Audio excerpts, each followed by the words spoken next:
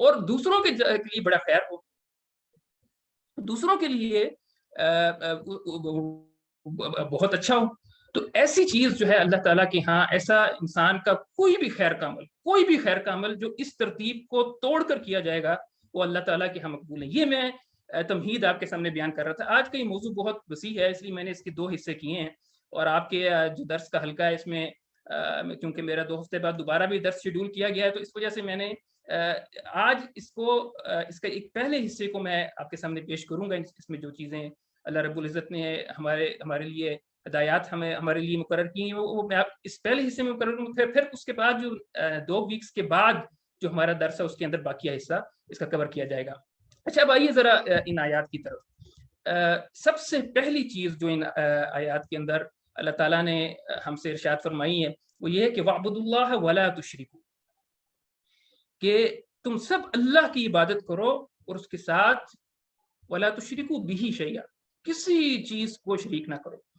دیکھیں یہ ہے وہ سب سے پہلی چیز، سب سے پہلی ڈیمانڈ جو اللہ تعالیٰ ہم سے کرتے ہیں کہ اللہ کا حق پہچانیں، اللہ تعالیٰ کے حق کو ادا کریں. اور اللہ تعالیٰ کا حق کیا ہے؟ اللہ تعالیٰ کا حق کہ اس کے اوپر ایمان لایا جائے، اس کی ہی عبادت کی جائے، اور اس کی توحید کا اقرار اپنے قول اور اپنے عمل سے کیا جائے. اور آخری چیز یہ کہ اللہ تعالیٰ کے کے اوپر جو ایمان ہے، جو سب سے پہلا پوائنٹ میں نے آپ کے سامنے پیش کیا، اس میں مکمل ایمان مفصل اور مجمل جو ہے وہ اس میں شامل ہے. اور اللہ کے حق کے اندر ہی رسول اللہ صلی اللہ علیہ وسلم کا حق بھی شامل ہے. یعنی آج کل جو ہمارے سامنے نظریہ پیش کیا جاتا ہے نا کہ رسول اللہ صلی اللہ علیہ وسلم کے اوپر ایمان لانا، اس کو چھوڑ بھی دیں تو پھر بھی جنت حاصل کر لی جائے گی. اللہ کے حق کے اندر رسول اللہ صلی اللہ علیہ وسلم کا حق شامل ہے. یہ حق اللہ تعالیٰ نے مقرر کر دیا ہے، اور رسول اللہ صلی اللہ علیہ وسلم کے ساتھ ہمارے تعلق کی بنیاد بھی اللہ تعالیٰ کے ساتھ تعلق ہے. اگر اس تعلق کو ہم ایک سائڈ پر کرتے ہیں، اگر یہ تعلق ختم کر دیا جائے تو پھر رسول اللہ صلی اللہ علیہ وسلم سے ہمارا کوئی تعلق باقی نہیں رہتا. اس لیے رسول اللہ صلی اللہ علیہ وسلم کے ساتھ ہمارا تعلق کی بنیاد اللہ تعالیٰ کی محبت ہے. تو اللہ کے حق کے اندر رسول اللہ صلی اللہ علیہ وسلم کا حق بھی شامل ہے. اچھا ایک اور اہم نقطہ جو میں آپ کے سامنے یہاں پر پیش کر دوں کہ اگر ہم اللہ تعالیٰ کا حق ادا نہیں کرتے، اگر ہم اللہ تعالیٰ کا حق یعنی اس کے اوپر ایمان لانا، اگر ہم اس کی توحید کے قائل نہیں ہیں، اس کی عبادت نہیں کر رہے، تو ہماری کوئی بڑی سے بڑی نیکی بھی اللہ تعالیٰ کی بارگاہ میں قبول نہیں کی جائے گی. اس حوالے سے ایک واقعہ میں آپ کے سامنے پیش کرنا چاہوں گا کہ ایک بار ایک صحابی نبی کریم صلی اللہ علیہ وسلم کی خدمت میں آئے اور عرض کی کہ میرا باپ جو تھے وہ کافر تھے، میرے باپ جو تھے وہ جب فوت ہوئے تو ان کے پاس 100 غلام تھے، اور انہوں نے ہمیں یہ وصیت کی تھی کہ جب میں اس دنیا سے چلا جاؤں تو ان غلاموں کو آزاد کر دوں. اب میرے جو بھائی ہیں، جو ہمارے ولی ہیں، انہوں نے کچھ غلاموں کو تو آزاد کیا ہے اور کچھ کو آزاد نہیں کیا، تو آپ کیا فرماتے ہیں؟ تو نبی کریم صلی اللہ علیہ وسلم نے اس موقع پر پوچھا کہ تمہارا جو باپ تھا وہ موحد تھا، توحید کا قائل تھا، اللہ تعالیٰ کو واحد کی وحدانیت کا قائل تھا؟ تو انہوں نے عرض کی کہ نہیں یا رسول اللہ. تو پھر نبی کریم صلی اللہ علیہ وسلم نے وہاں پر ارشاد فرمایا کہ پھر تم جو چاہو کرو، چاہے ان کی طرف سے حج کرو، چاہے عمرہ کرو، چاہے کوئی صدقہ اور خیرات کرو، کوئی ثواب اس تک پہنچنے والا نہیں. تو اس واقعے سے ہمارے سامنے یہ بات واضح ہو جاتی ہے کہ اگر ہم اللہ تعالیٰ کے اوپر ایمان کے قائل نہیں ہیں تو پھر ہماری کوئی بڑی سے بڑی نیکی اللہ تعالیٰ کی بارگاہ میں قبول نہیں کی جائے گی. اچھا ایک اور واقعہ میں آپ کے سامنے رکھنا چاہتا ہوں کہ اگر ہم یہ اللہ تعالیٰ کا حق ادا کرتے ہیں تو پھر اس کے نتیجے میں اللہ تعالیٰ کے اوپر ہمارا حق ہے. وہ کیا ہے؟ اس واقعے کے اندر یہ بڑا دلچسپ واقعہ ہے جو میں آپ کے سامنے پیش کرنا چاہ رہا ہوں. معاذ بن جبل رضی اللہ تعالیٰ عنہ سے روایت ہے کہ ایک بار آپ نبی کریم صلی اللہ علیہ وسلم کے ساتھ اونٹ پر تشریف فرما تھے اور سفر کر رہے تھے کہ اچانک نبی کریم صلی اللہ علیہ وسلم نے پکارا یا معاذ. تو معاذ رضی اللہ عنہ فرماتے ہیں کہ لبیک یا رسول اللہ وسعدیک. تو اس کے بعد نبی کریم صلی اللہ علیہ وسلم پھر خاموش ہو گئے اور یہ سفر اسی طرح کٹنا شروع ہوا. پھر آپ کچھ لمحوں کے بعد پھر آپ نے پکارا یا معاذ. تو معاذ رضی اللہ عنہ فرمانے وہی الفاظ ادا کیے کہ لبیک یا رسول اللہ وسعدیک. تو اس کے بعد پھر آپ خاموش ہو جاتے ہیں، پھر یہ سفر اسی طرح کٹنا شروع ہوتا ہے. اچھا یہاں پر ذرا نا آپ ذرا غور کریں ان لائنوں کے اوپر کہ ایک استاد ہے وہ اپنے شاگرد کی توجہ کھینچنا چاہتا ہے، اور اس کا انداز ذرا دیکھیں کہ وہ کس طرح سے ایک بڑی اہم بات اس کو سمجھانا چاہ رہا ہے، اس نے کیا طرز عمل اختیار کیا اس کی توجہ کو کھینچنے کے لیے۔ تو اس لیے یہ جو ٹیچنگ ہے نا، اس کو بھی نبی کریم صلی اللہ علیہ وسلم سے سیکھنے کی کوشش کی جانی چاہیے۔ پھر تیسری مرتبہ پھر آپ پکارتے ہیں کہ یا معاذ، اور معاذ رضی اللہ عنہ ایک فرما بردار شاگرد ہیں، ان کا وہی جواب ہے، یہ نہیں پوچھتے کہ آپ نے یا رسول اللہ مجھے 3 مرتبہ بلایا پھر آپ خاموش ہو گئے، تو آخر کیا بات ہے، آپ کیا بات کہنا چاہتے ہیں؟ وہ نہیں کہ انہوں نے وہی الفاظ کے لبیک یا رسول اللہ وسعد ہے۔ پھر آپ رسول اللہ نے فرمایا کہ معاذ، کیا تم جانتے ہو کہ اللہ کا حق بندے کے اوپر کیا ہے؟ تو نبی کریم، تو ان کا جواب اب دیکھیں، اب میں اور آپ ہوں تو ہم کہیں گے یہ حق ہے، یہ حق ہے، یہ حق ہے۔ معاذ رضی اللہ عنہ نے فرمایا کہ اللہ اور اس کے رسول بہتر جانتے ہیں۔ یہ ہے ادب، یہ ہے نبی کریم صلی اللہ علیہ وسلم کا ادب، کہ استاد کا ادب، یا نبی کریم صلی اللہ علیہ وسلم کی تو اپنی حیثیت ہے، رسول ہیں اللہ کے، تو یہ فرمایا کہ اللہ اور اس کا رسول بہتر جانتے ہیں۔ تو نبی کریم صلی اللہ علیہ وسلم نے فرمایا کہ اللہ کا حق اپنے بندے پر یہ ہے کہ وہ اس کی عبادت کرے اور اس کے ساتھ کسی کو شریک نہ کرے۔ پھر آپ نے دوبارہ فرمایا کہ یا معاذ، کیا تمہیں پتا ہے کہ پھر بندے کا حق اللہ پر کیا ہے؟ تو معاذ رضی اللہ عنہ کا ہم لوگ کا جواب وہی ہے کہ اللہ اور اس کے رسول بہتر جانتے ہیں۔ معاذ بن جبل کی بڑی حیثیت ہے، بڑے جلیل القدر صحابی ہیں، اور علمی لحاظ سے بہت اسٹرانگ شخصیت ہے، بہت اسٹرانگ شخصیت ہے۔ تو ان کا جواب وہی ہے کہ اللہ اور اس کے رسول بہتر جانتے ہیں۔ یہ ہے ادب کا مقام جو صحابہ کرام کے سامنے تھا نبی کریم صلی اللہ علیہ وسلم کے۔ آپ صلی اللہ علیہ وسلم نے فرمایا اس موقع پر کہ بندے کا حق پھر یہ ہے کہ اللہ تعالیٰ اس کی مغفرت کر دے، اس کو عذاب نہ دے۔ تو جب ہم اللہ تعالیٰ کا حق ادا کریں گے تو پھر اللہ کے اوپر بھی ہمارا حق ہے کہ اللہ تعالیٰ پھر ہماری مغفرت فرمائیں گے۔ اچھا میرے بھائیو، یہاں پر ان آیات کے اوپر غور کرتے ہوئے ایک بات جو سامنے آتی ہے، یہاں پر فرمایا گیا وَاعْبُدُوا اللَّهَ، اللہ کی عبادت کرو، تم اللہ کی عبادت کرو۔ یہ عبادت کیا چیز ہے؟ دیکھیں، ہمارے سامنے عبادت کا ایک بہت ہی محدود سا مفہوم ہے۔ ہم نے اس کو اس اصطلاح کے ساتھ نہیں جاننے کی کوشش کی جو یہاں پر اس کا مقصود ہے قرآن مجید کے اندر۔ یہ جو عبد کا لفظ ہے یا عبادت کا جو لفظ ہے، یہ ایک بڑی اہم اصطلاح ہے، اور یہیں پہ ہم غلطی کرتے، جب ہمارے ذہن میں ایک اس کا محدود مفہوم بن گیا کہ ہم نے سمجھ لیا ہے کہ ہم یہ جو 4-5 عبادات کر لیتے ہیں، نماز پڑھ لیتے ہیں، ہم روزہ رکھ لیتے ہیں، ہم جو ہے نا زکوٰۃ اور حج کر لیتے ہیں، ہم نے اللہ کا حق ادا کر دیا۔ یہ وہ غلطی ہے، بنیادی غلطی ہے جو ہم کر رہے ہیں، کہ ہم یہ عبادات اپنی جگہ پر اہم ہے، ان کی اہمیت اپنی جگہ پر مسلم ہے، لیکن یہ عبادت کا حق نہیں ہے۔ یہ عبادت کا حق کیا ہے؟ عبادت ایک بہت جامع ٹرم ہے قرآن کی۔ اس کا مطلب یہ ہے کہ اپنی 24 گھنٹے کی زندگی کے اندر، اپنی 24 گھنٹے کی زندگی کے اندر ہم اللہ تعالیٰ کی اطاعت کریں۔ 24 گھنٹے یہ جب مفہوم ہمارے سامنے ہوگا، اپنے تمام معاملات اللہ تعالیٰ کے احکام کے خلاف کوئی کام نہ کریں پوری 24 گھنٹے کی زندگی کے اندر، جب یہ تصور عبادت کا ہمارے سامنے ہوگا نا، تو پھر ہم جب مسجد سے نکلیں گے اور مسجد سے نکل کے باہر آئیں گے تو پھر ہم یہ دیکھیں گے کہ اللہ تعالیٰ نے ہمیں کیا کیا۔ اپنی کاروبار کے اندر جائیں گے تو ہمیں یہ معلوم ہوگا کہ اللہ تعالیٰ نے مجھ سے کیا ڈیمانڈ کی ہے کہ میں کاروبار میں بیٹھتے ہوئے کن احکامات کی پابندی کرنی ہے۔ اپنے گھر آئیں گے تو وہاں پر ہم اللہ تعالیٰ کی جو ہے نا اللہ تعالیٰ کے احکامات کی پابندی کریں گے۔ تو یہ جامع تصور ذہن میں رہنا چاہیے کہ میں 24 گھنٹے اللہ کا غلام ہوں، 24 گھنٹے مجھے اللہ کی نوکری کرنی ہے۔ ہمیں یہ دیکھنا ہے اپنی زندگی کے اندر ہر لمحے میں کہ اللہ تعالیٰ نے مجھے کس بات سے منع کیا اور کس چیز کا حکم دیا۔ یہ عبادت کا مفہوم ہمارے سامنے رہنا چاہیے۔ اسی طرح شرک دوسرا پارٹ ہے اس آیت کا کہ وَلَا تُشْرِكُوا بِهِ شَيْئًا۔ شرک بھی ہمارے سامنے ایک بہت ہی محدود تصور ہے۔ وہ یہ کہ کسی مٹی گارے کے پتھر یا کسی بت کی جو ہے نا عبادت کر لی جائے تو یہ شرک ہے۔ یہ بھی شرک ہے، یہ تو شرک ہے ہی ہے، واضح شرک ہے۔ لیکن شرک کا ایک اور مفہوم بھی ہے جو کہ بہت جامع ہے، وہ یہ کہ اللہ کے قانون کے مقابلے میں کسی اور کا قانون تسلیم کر لینا، اللہ کے حکم کے مقابلے میں کسی اور کا حکم تسلیم کر لینا۔ مثال کے طور پہ شادی بیاہ کے موقع پہ ہم اللہ کی تمام حدود پھلانگ دیتے ہیں۔ کیوں؟ کہ جی یہ روایات ہیں، ہمارے خاندان کی یہ روایت ہے، ہم وہاں پر اپنی روایات کو مان لیتے ہیں، اللہ کے قانون کو، اللہ کے احکامات کو پس پش ڈال دیتے ہیں۔ یہ بھی شرک کے اندر شامل ہے۔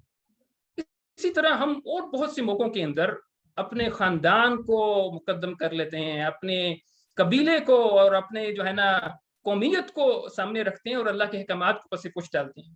حق کسی کا مار لیتے ہیں اور اسی بنیاد کے اوپر کہ جو ہے نا یہ میرا خاندان اور میرا جو ہے نا قبیلہ اور میری نسل جو ہے نا وہ اس چیز کا تقاضا کرتی ہے.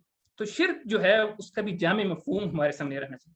یہ وہ پہلی چیز ہے جو میں نے آپ کے سامنے پیش کی جس کا تعلق ہے حقوق اللہ سے, یعنی وَاعْبُدُوا اللَّهَ وَلَا تُشْرِكُوا بِهِ شَيْئًا. اب آئیے آیت کے دوسرے حصے میں, یہاں سے آج کا موضوع کا آغاز ہوتا ہے, اور میں بہت زیادہ بات نہیں کروں گا, بس کچھ مختصراً آپ کے سامنے چیزیں پیش کروں گا, بڑی اہم. دوسری چیز, اللہ کے حق کے بعد انسان کے اوپر دوسرا بڑا جو حق ہے وہ ہے والدین کا. وَبِالْوَالِدَيْنِ إِحْسَانًا, کہ والدین کے ساتھ نیک برتاؤ کرو. یہ دیکھیں قرآن مجید کا یہ اسلوب ہے, اور یہ چیز کئی جگہوں پہ ریپیٹ ہوئی ہے پورے قرآن کا اگر آپ مطالعہ کریں, کہ اللہ تعالیٰ نے اپنے حقوق بیان کرنے کے بعد دوسرا حق والدین کا بیان کیا ہے. کئی جگہوں پر ایسا ہوا ہے. یہاں پر میں نے ایک ریفرنس کوٹ کیا ہے سورہ بنی اسرائیل کا, بڑا اہم ریفرنس ہے, بڑی زبردست آیت میں نے آپ کے سامنے یہاں پر رکھی ہے. اس کے علاوہ سورہ لقمان کے اندر بھی یہی طرز عمل ہے کہ اللہ کے حق کے بعد دوسری بات جو ہے وہ والدین کے حق کی ہے.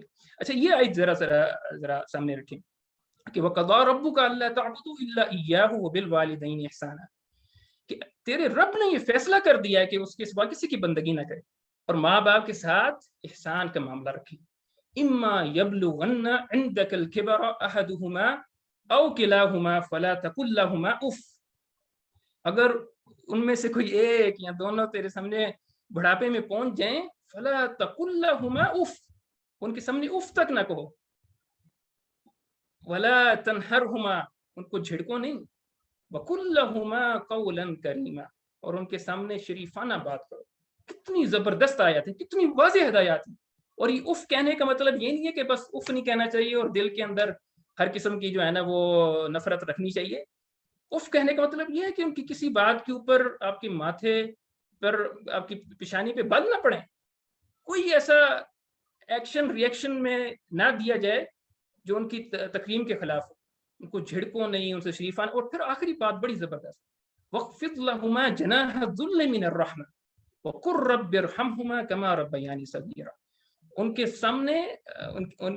ان کے سامنے جو ہے جھک کر رہو ان کے سامنے, اور ان کے حق میں دعائیں کرو, رب ارحمہما کما ربیانی صغیرا, کہ جیسے انہوں نے میرے اوپر رحم کیا, یا اللہ تو بھی ان پر رحم فرما.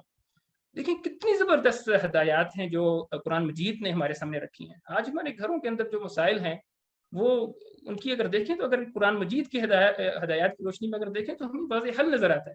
اور ایک اور اہم بات یہ کہ یہاں پر اس آیت کے اندر وہ بالوالدین احسانا, احسان کا لفظ ہے, احسان. یہ احسان اردو والا احسان نہیں. اردو والا احسان یہ ہے نا کہ بھئی تم اس قابل تو نہیں تھے, میں نے تمہارے ساتھ یہ نیکی کی, بٹ میرا احسان ہے تم پر. یہ احسان عربی کا احسان نہیں. عربی کا احسان ایک قرآن کی بنیادی اصطلاح ہے, اور اس کا مطلب یہ ہے کہ کسی کام کو اتنے خوبصورت انداز میں کرنا کہ دیکھنے والا خوش ہو جائے اور یہ محسوس کرے کہ کام کو بڑے سلیقے سے کیا گیا ہے, بڑی محبت اور عقیدت کے ساتھ کام کو کیا گیا. یہ ہے عربی کا احسان. یہاں پر لفظ احسان کا مطلب یہ ہوا کہ والدین کے ساتھ حسن سلوک احسان کے ساتھ کیا جائے, یعنی ایسے خوبصورت انداز میں کیا جائے کہ ان کے دیکھنے والا بھی اور والدین بھی ان کا دل خوش ہو جائے, اور وہ یہ کہہ اٹھیں کہ بھی کتنے محبت سے, کتنی زبردست طریقے سے والدین کی خدمت کی جا رہی. یہ ہے احسان. عدل ہے حق, اس کے برعکس جو دوسرا لفظ ہے نا وہ ہے عدل. عدل ہے کسی چیز کو برابر کر دینا, مساوات, برابری. اور یاد رکھیں میرے بھائیوں کہ یہ جو عدل ہے نا, والدین کے ساتھ عدل نہیں کیا جا سکتا. عدل والدین کے ساتھ قطعاً نہیں کیا جا سکتا. آپ والدین کا حق ادا ہی نہیں کر سکتے, والدین کا حق ادا ہی نہیں کیا جا سکتا. اس ضمن میں ایک واقعہ میں آپ کے سامنے پیش کرنا چاہتا ہوں. ایک صحابی نبی کریم صلی اللہ علیہ وسلم کے سامنے پیش ہوئے اور فرمایا کہ یا رسول اللہ, میری بوڑھی ماں تھی, میں نے اس کو اپنے کندھوں پر اٹھا کر یمن سے لے کر میں یہاں مکہ لے کر آیا ہوں, اس کو میں نے حج کرایا ہے, اس کو میں نے طواف کرایا ہے, اس کو سعی کروائی ہے, کیا میں نے اس کا حق ادا کر دیا؟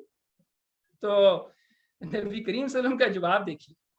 آپ فرماتے ہیں کہ ہرگز نہیں, شمع برابر بھی, شمع کہتے ہیں ایک ذرے کو, یعنی ذرہ برابر بھی تم نے اس کا حق ادا نہیں کیا. تو میرے بھائیو جان رکھیں کہ والدین کا حق ہم ادا نہیں کر سکتے. اس لیے اللہ تعالیٰ نے اس آیات کے اندر یہ فرمایا ہے کہ وَبِالْوَالِدَيْنِ احسانا، والدین کے ساتھ احسان کا سلوک کرو. اور ایک ضمناً ایک بات میں آپ کے سامنے رکھ دوں کہ اگر کوئی اس اتنے بڑے حق کے باوجود بھی اگر والدین کوئی ایسا حکم دیتے ہیں، کوئی ایسا کام آپ کو کہتے ہیں کہ جو شرع سے ٹکراتا ہے، تو پھر اس میں اس کی تکمیل نہیں کی جائے گی. ساتھ بھی نبی وقاص رضی اللہ تعالیٰ عنہ کو واقعہ ہمارے سامنے رہنا چاہیے ان کی ماں کے ساتھ. میں یہاں پر اس کو اسکپ کر کے آگے بڑھتا ہوں. دیکھیں ایک حدیث کے اندر نبی کے دیکھیں ہم یہ چاہتے ہیں نا کہ اللہ تعالیٰ کو کیا چیز پسند ہے، اللہ تعالیٰ کو کیا چیز سب سے زیادہ محبوب ہے. تو ایک صحابی نے اسی طرح آ کر نبی کریم صلی اللہ علیہ وسلم سے عرض کی کہ یا رسول اللہ علیہ وسلم، اللہ کے نزدیک سب سے پسندیدہ عمل کون سا ہے؟ تو نبی کریم صلی اللہ علیہ وسلم نے فرمایا کہ نماز وقت پر ادا کرنا. یعنی اللہ کا حق جو ہے وہ اللہ تعالیٰ کو سب سے زیادہ محبوب ہے. اس صحابی نے دوبارہ پوچھا کہ اس کے بعد؟ تو آپ صلی اللہ علیہ وسلم فرماتے ہیں کہ والدین کے ساتھ حسن سلوک. اس صحابی نے دوبارہ پوچھا اس کے بعد؟ تو آپ صلی اللہ علیہ وسلم نے فرمایا کہ جہاد فی سبیل اللہ. اب ذرا رک کر یہاں پر دیکھیے کہ اس ترتیب کو دیکھیے. سب سے اوپر آیا نماز وقت پر ادا کرنا، دوسرے درجے پر اللہ تعالیٰ کے نزدیک پسندیدہ عمل والدین کے ساتھ حسن سلوک، اور آخری درجے میں تیسرے درجے میں جہاد فی سبیل اللہ. یعنی جہاد فی سبیل اللہ جس کے جو ایسا عمل ہے کہ جس کے لیے انسان اپنا جان مال، اپنا سب کچھ، اپنا تن من دھن اللہ کے راستے کے اندر قربان کرتا ہے. اس سے بڑھ کر اس سے افضل عمل جو ہے وہ ہے والدین کے ساتھ حسن سلوک. اس لیے اس کی اہمیت جو ہے وہ جہاد فی سبیل اللہ سے بھی زیادہ ہے. پھر ایک اور حدیث کے اندر دیکھیں جس طرح دوسرے درجے میں اللہ کے نزدیک پسندیدہ عمل والدین کے ساتھ حسن سلوک ہے، اسی طرح ایک اور حدیث کے اندر ایک صحابی آئے اور عرض کی کہ سب سے برا عمل اللہ کے نزدیک کیا ہے یا رسول اللہ صلی اللہ علیہ وسلم؟ تو آپ صلی اللہ علیہ وسلم نے فرمایا کہ اللہ کے ساتھ کسی کو شریک کرنا. اس نے پھر پوچھا، اب دیکھیں صحابہ کا انداز دیکھیے کہ دین کو سیکھنا چاہتے ہیں. وہ ایک سوال کے بعد دوسرا سوال، ایک سوال کے بعد دوسرا سوال وہ کرتے ہیں، اور وہ جاننا چاہتے ہیں کہ اللہ کے پسندیدہ کیا چیز ہے، اللہ کی ناپسندیدہ کیا چیز ہے. یہ ان کے اندر یعنی ایک تڑپ ہے، ایک جذبہ ہے دین کا فہم حاصل کرنے کا. آج ہمارا جذبہ کہاں پر ہے؟ ہم کیوں نہیں دین کو جاننا چاہتے؟ اب اس کے بعد اس نے پھر پوچھا کہ اس کے بعد تو آپ نے فرمایا کہ والدین کے ساتھ بدسلوکی. پھر اس نے پوچھا کہ اس کے بعد؟ تو آپ صلی اللہ علیہ وسلم نے فرمایا کہ رزق کے خوف سے تو اپنے بچے کو قتل کر دے. تو یہ دیکھیے کہ دوسرے درجے پر جو اللہ تعالیٰ کے نزدیک ناپسندیدہ ترین عمل ہے، گناہ کبیرہ میں سے جو عمل ہے، وہ ہے والدین کے ساتھ بدسلوکی. اچھا، ایک اور واقعہ میں آپ کے سامنے پیش کرنا چاہوں گا کہ ایک بار ایک صحابی آئے اور عرض کی کہ یا رسول اللہ میں جہاد پر جانا چاہتا ہوں، تو آپ مجھے اجازت دیں. تو نبی کریم صلی اللہ علیہ وسلم نے فرمایا کہ تمہارے والدین زندہ ہیں؟ تو اس نے جواب دیا ہاں. تو آپ صلی اللہ علیہ وسلم نے فرمایا کہ فَاذْهَبْ فَجَاهِدْ فِيهِمَا، کہ جاؤ اور جا کر ان میں جہاد کرو. یہ اس کا کیا مطلب ہے کہ جاؤ اور ان میں جہاد کرو؟ فَاذْهَبْ فَجَاهِدْ یعنی جہاد مطلب یہ نہیں کہ جا کے ان سے جھگڑا شروع کر دو. جہاد کا مطلب یہ ہے کہ جب وہ بزرگی کے اسٹیج پہ پہنچ چکے ہیں تو ان کے مزاج کے اندر جو تلخی آ گئی ہے، جو ان کا مزاج بدل گیا ہے، وہ غصے بات پہ غصے ہو جاتے ہیں، وہ جھڑک دیتے ہیں، اس چیز کو برداشت کرو، اس پہ صبر اختیار کرو کہ یہی جو ہے وہ جہاد ہے. یعنی اس کو جہاد سے افضل قرار دیا ہے کہ والدین کا غصہ برداشت کرنا، ان کی تلخی برداشت کرنا، یہ جو ہے وہ جہاد سے بھی افضل. اسی طرح ایک اور صحابی آئے اور فرمایا کہ میں یا رسول اللہ میں جہاد پر جانا چاہتا ہوں، آپ سے مشورے کے لیے آیا ہوں. تو آپ نے فرمایا کہ تمہاری ماں زندہ ہے؟ اس نے جواب دیا ہاں. تو آپ نے فرمایا کہ جاؤ اور ان کی خدمت کرو کہ ان کے پیروں کے تلے جنت. اور میرے بھائیو، میں آپ کو بتا دوں کہ جن ہاتھوں نے اپنے والدین کی خدمت کی ہے نا، وہ کبھی بھی جہنم کے اندر نہیں جائیں گے. اور انشاءاللہ اللہ تعالیٰ ان ہاتھوں کو جنہوں نے اپنے والدین کی خدمت کی ہوگی، اللہ رب العزت ایسے ہاتھوں کو قطعاً جہنم کے اندر داخل نہیں کرے. اس کے بعد ایک اور حدیث میں آپ کے سامنے پیش کرنا چاہوں گا کہ دیکھیں یہ جو حسن سلوک ہے نا، اس میں جو ماں اور باپ دونوں ہیں، اس کے اندر جو ماں ہے نا وہ حسن سلوک کی زیادہ مستحق ہے. ایک صحابی نے اسی طرح آپ صلی اللہ علیہ وسلم کی خدمت میں حاضر ہو کر عرض کی کہ یا رسول اللہ علیہ وسلم میرے سب سے زیادہ حسن سلوک کا مستحق کون ہے؟ تو آپ صلی اللہ علیہ وسلم دیکھیں بڑی دلچسپ بات یہاں پر دیکھیں، بڑی اہم نقطہ میں آپ کے سامنے پیش کرنا چاہوں گا کہ آپ صلی اللہ علیہ وسلم نے فرمایا کہ تمہاری ماں. اس نے پھر پوچھا اس کے بعد؟ تو آپ صلی اللہ علیہ وسلم نے فرمایا کہ تمہاری ماں. اس نے پھر پوچھا کہ اس کے بعد؟ تو آپ صلی اللہ علیہ وسلم نے فرمایا کہ تمہاری ماں، 3 مرتبہ پوچھنے پر فرمایا کہ تمہاری ماں تمہاری ماں تمہاری ماں. پھر اس کے بعد اس نے پھر پوچھا. اب دیکھیں وہ جاننا چاہتا ہے کہ یہ رسول اللہ صلی اللہ علیہ وسلم نے 3 مرتبہ کہا ہے کہ ماں ماں، کسی اور کا بھی حق ہے کہ نہیں ہے.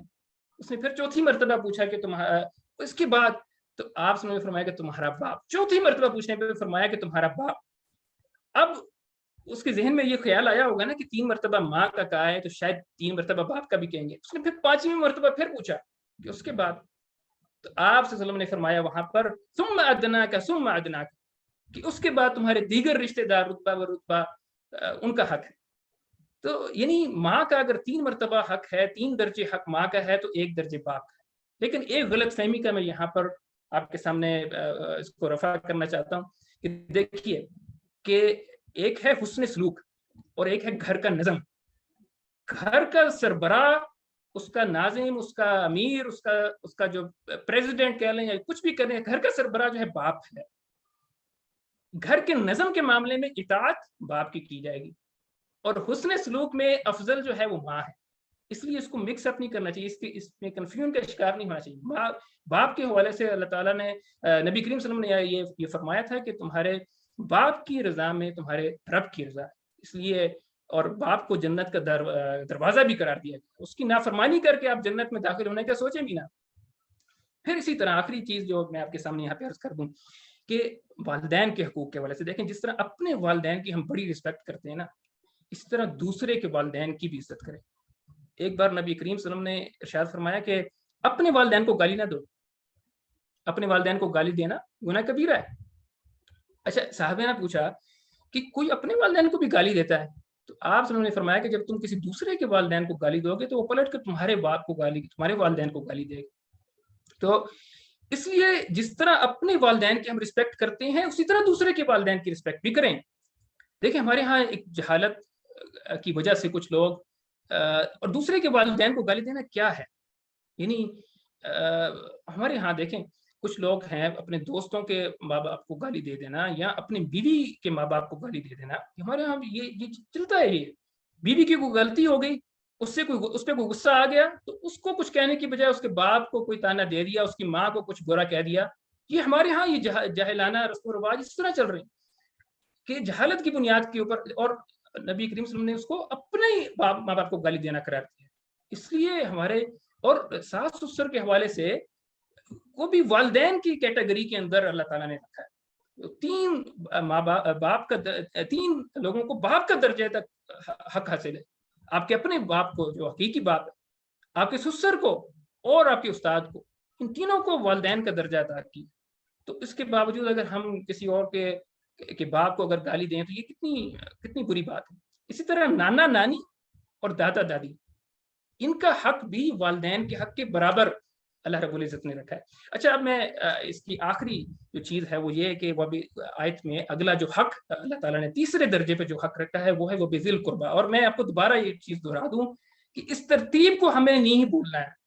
یہ ترتیب اگر ہم نے بدل دی تو اللہ تعالیٰ کے ہاں ایسا نیک عمل قبول نہیں کیا جاتا. اللہ کا حق، والدین کا حق، تیسرے درجے پر قرابت داروں کا حق، جن کو اولو الارحام قرآن نے کہا ہے. وَأُولُو الْأَرْحَامِ بَعْضُهُمْ أَوْلَىٰ بِبَعْضٍ فِي كِتَابِ اللَّهِ مِنَ الْمُؤْمِنِينَ وَالْمُهَاجِرِينَ. اللہ تعالیٰ نے اولو الارحام کو کتاب اللہ کے اندر مومنین سے زیادہ حقدار اور مومنین اور مہاجرین سے زیادہ حقدار قرار دیا. قرابت دار دیگر مسلمانوں کے لحاظ سے زیادہ حقدار ہیں. یہ اولو الارحام کون ہے؟ ارحام جو ہے نا وہ رحم کی جمع ہے، اور رحم جو ہے وہ ماں کے پیٹ میں وہ جو تھیلی ہے جس کے اندر بچہ پیدا جو پرورش پاتا ہے. یعنی ماں، دادی اور نانی کے رحم سے جو اولاد ہوگی وہ آپ کی اولو الارحام ہے. ماں، نانی اور دادی، اس سے جو آپ کی اولاد ہوئی ہے وہ آپ کی اولو الارحام ہے. اور اسی سے جو لفظ ہے نا صلہ رحمی، وہ اسی چیز سے ہے، رحم سے.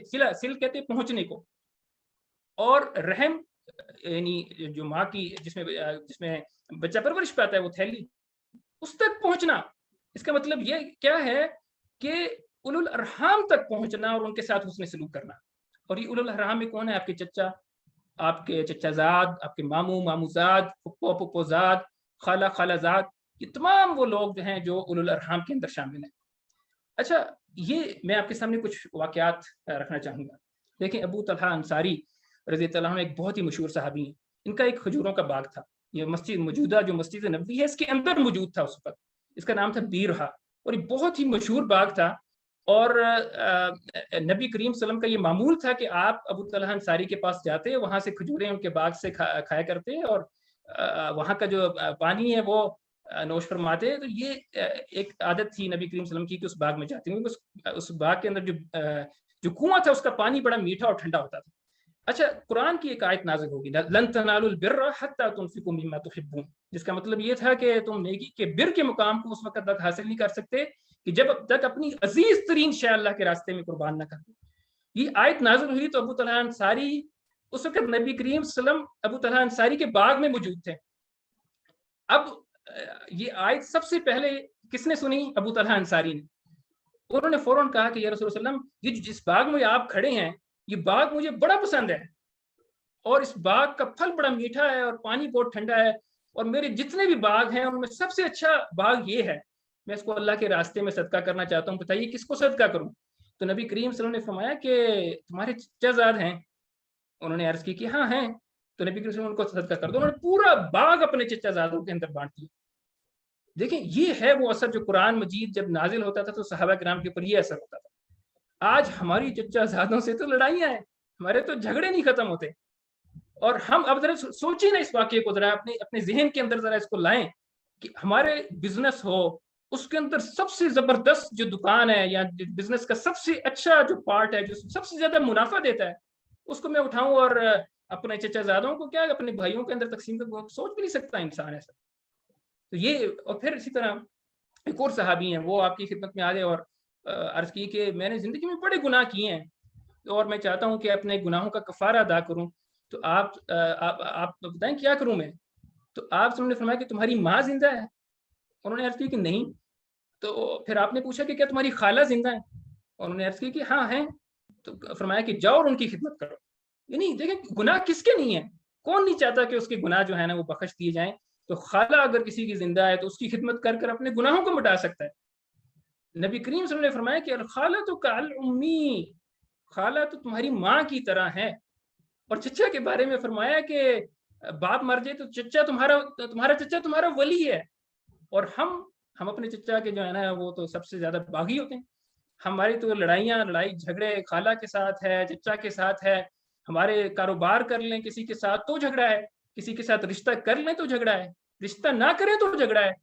ہمارے کوئی پڑوس میں اگر ہمارے عام ہمسائوں کے ساتھ بڑے اچھے تعلقات ہوں گے، لیکن وہی کوئی اگر ہمارے رشتہ دار ہمارا ہمسایہ بن جائے تو اس کے ساتھ ہماری ناراضگی ہو جاتی ہے۔ اور نبی کریم صلی اللہ علیہ وسلم نے کیا فرمایا کہ اپنے اگر رشتہ دار تمہارا ہمسایہ ہے تو اس کو صدقہ دو گے تو 2 صدقوں کا ثواب ہے، یعنی ڈبل ثواب ہے تمہارے لیے، صلہ رحمی کا بھی ثواب ملے گا، صدقے کا بھی ملے گا۔ اور ہماری ان کے ساتھ لڑائیاں ہیں اور ہم جنت میں جانا چاہتے ہیں۔ میرے بھائیو، ہم جنت میں صلہ رحمی کو توڑ کر نہیں جا سکتے۔ جنت میں جانے کا جو رستہ نبی کریم صلی اللہ علیہ وسلم نے بتایا وہ ان حدیث کے اندر ہے۔ دیکھیں، بڑی اہم حدیث ہے، اس کے بعد میں اپنی بات کو ختم کروں گا۔ دیکھیں، بڑی اہم چیز، ایک صحابی نے پوچھا کہ یا رسول اللہ علیہ وسلم، مجھے ایسا عمل بتائیے کہ میں جنت میں چلا جاؤں۔ یہ میرا بھی سوال ہے، آپ کا بھی سوال ہے، ہم سب کا یہ سوال ہے کہ ہم جنت میں جانا چاہتے ہیں۔ تو نبی کریم صلی اللہ علیہ وسلم نے اس کو کیا رستہ دکھایا، آپ ذرا غور کیجئے۔ فرمایا کہ اللہ کی عبادت کرو، اس کے ساتھ کسی کو شریک نہ کرو، نماز قائم کرو۔ دیں گے 4 کام صرف، اللہ کا حق ادا کرو، نماز قائم کرو، زکوٰۃ دو اور صلہ رحمی کرو، جنت میں چلے جاؤ گے۔ یہ نبی کریم صلی اللہ علیہ وسلم نے گارنٹی دے دی کہ یہ دیکھیں 3 کام تو ہم کرتے ہیں، نماز بھی ہمارے پڑھتے ہیں، زکوٰۃ بھی دیتے ہیں، اللہ کی عبادت بھی کرتے ہیں، تو صلہ رحمی کر کر ہم جنت میں داخل ہو سکتے ہیں۔ اور یہ بڑی اہم چیز ہے میرے بھائیوں۔ دیکھیں، ایک حدیث میں نے صحیح بخاری سے یہاں پر کوٹ کی ہے اور یہ بڑی اہم حدیث ہے۔ دیکھیں، نبی کریم صلی اللہ علیہ وسلم نے فرمایا کہ اللہ تعالیٰ نے جب اس دنیا کو پیدا کیا نا تو رحم اٹھی اور اس نے رحمان کی کمر پکڑ لی۔ یہ محاورتاً یہ الفاظ ہیں، اس کے فاخذت بحقو الرحمن، حق کہتے ہیں کمر کو۔ اس نے یعنی کہ کسی کام کو اپنی بات منوانے کے لیے اس کام کے پیچھے پڑ جانا، فاخذت بحقو الرحمن، اس نے رحمان کی کمر پکڑ لی۔ رحمان نے فرمایا کیا چاہتی ہے؟ وہ بولی کہ قطع رحمی کرنے والوں کے شر سے میں نے تیری پناہ لی۔ تو رحمان نے فرمایا کہ کیا تجھے یہ بات پسند نہیں ہے کہ میں اسے جوڑوں گا جو تجھے جوڑے گا اور میں اسے توڑ دوں گا جو تجھے توڑے گا۔ میرے بھائیو یہ بڑی بڑی اہم بات ہے کہ ہم اگر اس کو توڑیں گے تو اللہ تعالیٰ ہمیں توڑے گا۔ ہم قطع تعلقی کریں گے تو ہمارے معاملات دنیا کے اندر بھی ٹھیک نہیں رہیں گے، آخرت کے اندر بھی ٹھیک نہیں رہیں گے۔ یہ اللہ تعالیٰ نے فرما دیا ہے کہ جو صلہ رحمی کو توڑے گا اللہ تعالیٰ اس کو توڑے گا، اور جو اس کو جوڑے گا۔ اور اس کے حوالے سے ایک اہم چیز دیکھیں، اللہ تعالیٰ کے نبی صلی اللہ علیہ وسلم نے فرمایا کہ لا يدخل الجنت قاطع، قطع رحمی کرنے والا جنت میں داخل نہیں ہو سکتا۔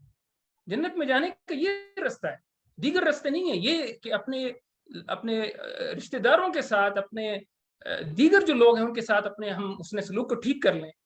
وَيَقْطَعُونَ مَا أَمَرَ اللَّهُ بِهِ أَن يُوصَلَ، جسے اللہ نے تمہیں جوڑنے کا حکم دیا ہے تم اس کو کاٹتے ہو۔ وَيُفْسِدُونَ فِي الْأَرْضِ، زمین میں فساد کرنا تو یہی چیز ہے۔ اولئک هم الخاسرون، یہ لوگ ہیں جو خسارہ پائیں گے آخرت کے اندر۔